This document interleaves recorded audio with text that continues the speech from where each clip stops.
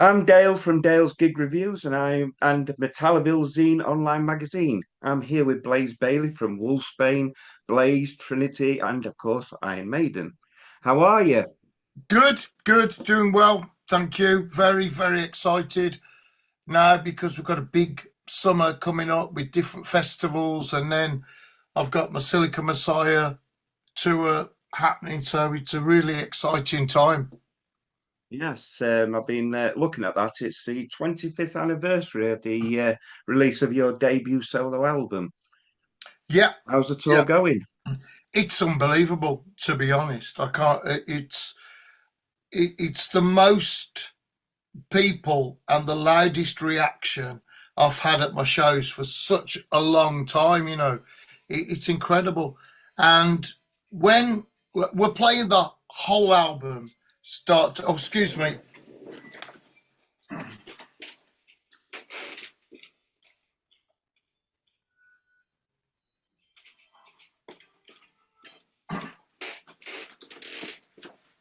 That's just a reminder on my phone in case I didn't make the interview on time if there was an emergency. Yeah, No so problem. the album, because it's so old and so many fans have got it over the years, and there's a lot of fans that go back to that first solo album. People know the song so well, and it's the loudest gigs I've done in my solo career. People singing along, it's just incredible. Everybody knows all of the words better than me. So That's it's good. been absolutely fantastic.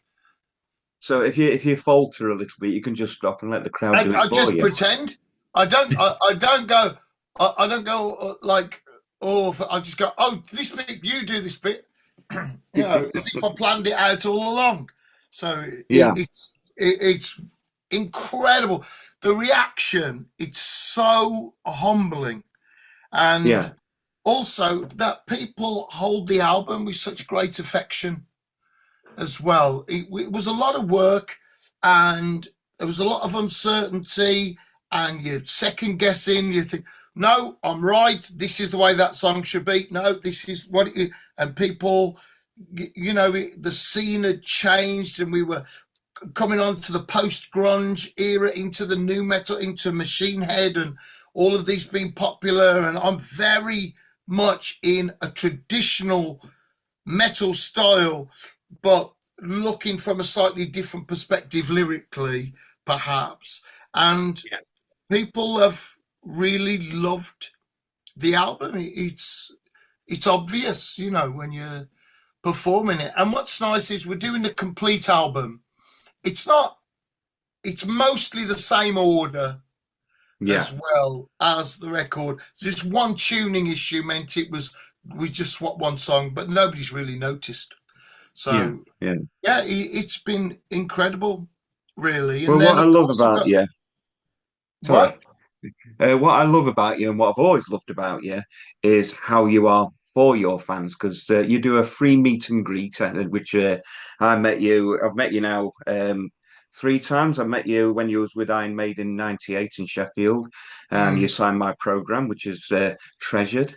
And I also met you on your Headbanging Bastards tour. And I met you last year at Stone Dead, where we mm, pounced upon you. yeah. Obviously you remember all three of them because I'm very memorable. Mm. But you do a free meet and greet with your fans, and that's one thing I love about you is that you are for your fans. Well, we tried to do it, health and weather permitting. So I try and do that before when doors open. So fans who are a bit more serious and want to have things signed, we've got an hour. We normally manage to get most of it done in an hour. I can't do it after the show now because of my health. It's I have to be careful, and I'm a lot more tired since my heart attack and my surgery. But That's what I was before going to ask you we do about. it, and it's we just do, okay, two or three items, and then everybody gets a chance to be signed. So it's nice to be able to meet the people who are making music for. That's from my perspective, and Yeah. it's just it's a nice thing for me. I feel better though, sometimes really tired with the travel. If you've done a couple Yeah, of weeks and you haven't had many days off, and sometimes the sleep's really disjointed, then yeah. Are it's you making your tours a bit longer between each performance? no, we've hardly changed anything. Yeah. That's it. Yeah, we've As for the hardly fans changed that don't anything. know, you had a massive heart attack, didn't you? Two year ago? Yeah, it's 2 years, and it was a quadruple bypass, and it takes a long time to come back Yeah, from that in the initial stages, because after the surgery you must not risk the healing. So whereas with some things you might go, okay, you do more, you'll get back quicker. With heart surgery, you go, no, there's these minimal exercises that you have to do to keep yourself going, and that's it. You can't even lift a kettle up. yeah, So anyway, we did that, and I've got my strength back now. It's taken a while to start getting my fitness back because of a sports injury that I had while I was recovering. But yeah. generally, we're able to do what we did before. It's just, but now the big difference is I do a meet and greet normally when doors open before the show, and do two or three items so everybody gets a chance. I don't sign after the show because it's just too dangerous. Because if anything was to happen, you need to be okay. Well, am I okay? What's this? Is this a heart pain or a headache or what? So, but apart from that, I always try to do it, and Yeah. it's nice to meet people. And the outrageous thing is when people come and they've got a T-shirt, and you go, "Is that the original Silica Messiah T-shirt?" And they go, "Yeah," and it still fits, and you go, "Bastards!" Uh, and then the new Silica Messiah T-shirt is almost identical, and Yeah. people seem to love it as well. So Yeah. it's a classic design of Blaze Bayley designs, Oh, anyway. brilliant. The only thing that fits me from 25 years ago is a scarf. I don't, yeah. Yeah, yeah, that's probably the same for me as well. Yeah, well, you know, like this is 18 studio albums, five with Wolfsbane, two with Iron Maiden, 11 with Blaze, plus seven live albums. So you're now at that point where you are the inspiration for a lot of younger acts that have come Oh, through. How does thank that you. make you feel? Well, I feel it's a responsibility in a way, and that I know what it was like. I still remember vividly, because I think when you start in, those memories are, so visceral, and they stick with you. I remember how it was when I met Eric Adams from Man of War, and listening to those albums and Maiden albums and Metallica albums and things like this, and listening to Ronnie James Dio and meeting him. So it's I remember how it was, and some of the wonderful people that I met, and how they made time for me when I said, "Oh, I'm starting out." So I tried to do the same. And with my music, there was this horrible word which they used to use a lot of, which they said, "Oh, they've sold out, they're trying to be commercial." Whereas it's such a stupid description of anything commercial, because that just means you're popular. So why wouldn't you try to be popular? For me, I don't try to be popular in the way that, oh, I'll do things that I think are trending or that people will like because that's the fashion in heavy metal. My version of popularity is, well, the people that like me for a reason. And I'm pretty sure these are the reasons. And when they meet me, they tell me. So I'll just carry on doing that. And there are loads of people that don't know about me. So really, for me to be popular, I just rely on my fans saying to someone else, "Have you heard what Blaze does?" And they may not have heard of me at all, or they may have some idea of what I'm doing, but never heard what I do. So I just rely mostly on my fans to go, "Well, you've got to listen to this track." and then I get a few more fans. That's my version of trying to become popular. I don't want to change what I do. It's a goat path in a way. It's so narrow what we do in heavy metal, the restrictions we place on ourselves, from Judas Priest down to me. We go, oh, it has to be this way. But within that, you can find things to do. And that's what I try and do with my music. And I think Silicon Messiah and Circle of Stone, there are common things in there that you can connect the two albums, but also there's a lot of different things. So it's nice, I think, but I never forget the path I'm on that started with Silicon Messiah. And each album has gone, I don't want to stray too far from where I started. I still want to be able to do a song that packs everything into 2.5 minutes. And I want to do a song that if it takes 7 minutes to get the job done and tell the story, you take the time to do that. But the important thing is I have the experience now to not second guess myself and go, actually, this thing that's 8 minutes now, no, this is something else. This thing that we thought was like 3 minutes, that's something else. So that's where now I've learned my skills as a record producer to do that, even though it's slightly more difficult producing yourself. I think it's nice. It's nice to have that control where no one else is really involved in the creative side, where you go, this is how I feel it should go. Whether it's a song about Stephen Hawking or whether it's a song about a long space journey, or whether it's a song about mental problems and seeing things in a wrong way and wrong thinking, any of those, still musically, where does that journey take us? How do we get to where we need to go?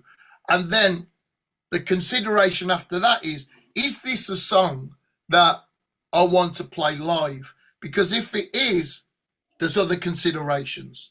So that's the way I've done it over the years, and I feel more relaxed about my writing and recording now, but also it's much more serious. I'm relaxed because I'm confident. I know how to get there, but I know what it takes to get there. Yeah. Well, of course, your brand of music, if it doesn't change, you keep that line, you're going to keep your fans. But the same sort of music goes in and out of fashion. So as it goes back into fashion, you're getting new fans. And it's like a wave, isn't it? It just keeps. Yeah, it is. And I don't really want to go try and follow fashion. I think Ghost are a really good band. I might not be popular. I love what Ghost do. I love what Sabaton do. And also there's some new bands like Witch Hazel and Green Lung doing their own thing in a recognizable style. And I think it's the time now of, well, we've come back into fashion. If you look at what those younger and newer bands who are on their second, third, fourth albums are doing, and it's a good time now for the music that I love and the styles that I love, which is very much vocal and guitar led, where the melodies can be, it's a strong vibe that you're getting, a strong feeling that you're getting. I think that's in fashion now, and post COVID, that dreadful time, I think one of the things was people went back and went, oh, I've got more time to listen to music. A lot of us were. And you go, okay, well, I've listened to all my favourites again. What's next? And I think in one way, people have gone, well, there must be more. Is there music like this? Is there? And there is. And people were doing it. And so now we're more used to, I think, it's just my own perspective, more used to being open to things which feel a bit more traditional in a heavy metal and rock sense than they were. Yeah, And the yeah. music changes and different bands become popular and different sounds become popular. I think there's a lot of nostalgia because our age group, which is going, into the dinosaur territory now, well, we all went to gigs when we were younger, and a lot of us rejected the music of our parents. And for me, very lucky that the musical era I became aware and became a record buyer was coming into punk. So I had Led Zeppelin, the first Black Sabbath album, and I had the Sex Pistols, all in that time, and the Damned, a Motorhead, a Maiden, all this wonderful, wonderful music filled with energy, and the same amount of crap pop that we've had all through the years. There's always been crap pop. There's been good pop like ABBA and things like that, and crap pop. But I Yeah. was lucky enough to come through with that music, and I think that's happening again. We access our music. It's such a different world. But in the end, what I think is, if you can go to a live show and you can see bands playing original music that have really invested themselves into these songs, they've written themselves, then that's important. That used to happen, I think, and I'm hoping that's starting to happen again. That we're looking now, well, if it's a band playing original material in a small venue, you go, okay, I've never heard them, let's give it a try. Yeah. Well, I cover grassroots festivals and grassroots But you know bands. exactly. Yeah, I've seen a band 2 weeks ago called Faint, and it's FINT. And the drummer was 16, she was 16, the bass guitarist was 15, and the singer guitarist was 16, and he's a songwriter. And they were doing like indie rock, which was okay, but then they did this prog rock, and it was absolutely off the scale good, Mm, really fantastic. I'm thinking, prog rock is coming back. This is just brilliant. And mm. speaking to him after, that's the direction he wants to go into. And I'm thinking, how old am I that these are 16? I've got children older. I've got t-shirts older than these, and they're writing prog rock. But what you gotta, It were inspirational. what you gotta remember, Dale, is not to put an ageist dad limitation on things. You have to remember that Paul Kossoff of Yeah, Free, he was 15 yeah, when he was writing incredible music. So I think that there is a danger here of going, oh, they're young, so but he shouldn't be listening like that, because that's yeah, ageism in a very bad way. That's yeah. ageism in a negative way against youth. What we have to be going is, are they good? Then Oh they're yeah, good. Are they okay? Then they're okay. People can improve. I think we shouldn't be thinking about age. Jace Edwards was 13 when he started playing his first gigs with Wolfsbane. Jeff yeah, Aitken was 15 when he was writing songs and picking up, in Wolfsbane. And there's loads of things like this with young musicians. That's what we have to remember. And they did quality work, and they had albums and songs that became big. And I'm not the yeah, only one that's been in a situation where we had to smuggle my guitarist into the gig because he was too young to be there. You yeah. know, that's it. So I think when we look, and Jailer is another young band, when we Oh, look at Jailer these are bands, yeah, fantastic. you've got to go, okay, for me, the number one thing is, oh, they're good because they're young. Well, I'm sorry. Anybody can be good when they're young. Anybody. It's just when you start, people start playing piano at 6 years old or start learning guitar. For me, are they passionate? Yeah, Is it life and death? And those are the people that stand out to me, whether they are 16 or 60. Are they passionate? Do they yeah, absolutely have to do it? Is this a thing where they haven't go, oh, I'll be a singer? Where they go, well, I'm a singer. So what can yeah, I do? I yeah. have to. I've got to find a band because I'm a singer, or I'm a guitarist. I have to write this music. Who's going to sing it with me? What's the band?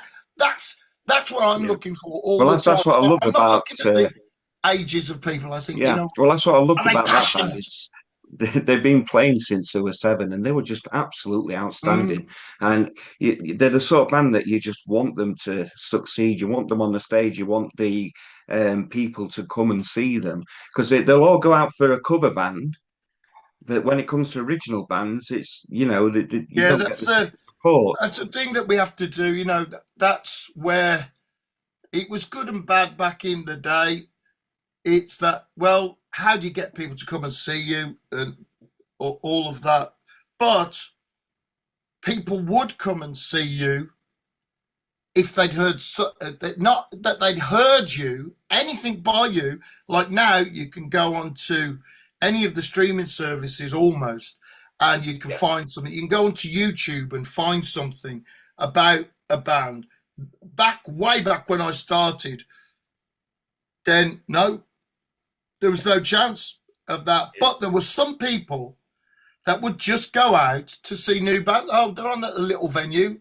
Doesn't cost, it cost £2 or something back then. £1 was it you'd pay for a gig, and it was, okay, let's go out. And if you had a couple of catchy songs and a great, and an attitude, then people will come back and see you and start making fans. And I'm hoping that it'll get back to that now. The only thing, well, what I say to bands is learn to record yourself. That is it's as important as being a virtuoso on guitar. In fact, it's more important because for me, it's great songs. Even though there's some guitarists like Yngwie Malmsteen and Steve Vai, I love what they do, but for me, it's songs. So learn to record yourself. Make recording yourself as important as playing guitar, learning drums, how to sing, and all of this. Make recording yourself that important. Because in Wolfsbane, making our demos well was a real asset. Now we make our own records, top to finish. Jace Edwards has got his own studios built up over years, and he's a fantastic producer. I'm a producer in my own right. So learning to record yourself, that takes your idea. Then from here, no one interferes with it, and it comes out how it should. But you have to learn all this in between stuff because the song has stopped here. And to get that song over and make it come to life in a recording is another thing. And for me yeah, personally, my values are right. Recording and the recorded version of the song and the live version are different things. yeah, yeah, So definitely. for me, and I think this is happening with some of the newer bands, is they're adopting that same attitude where some of them, not all of them, other people are making. Some people are going, right, our record sounds this, we're going to reproduce that live.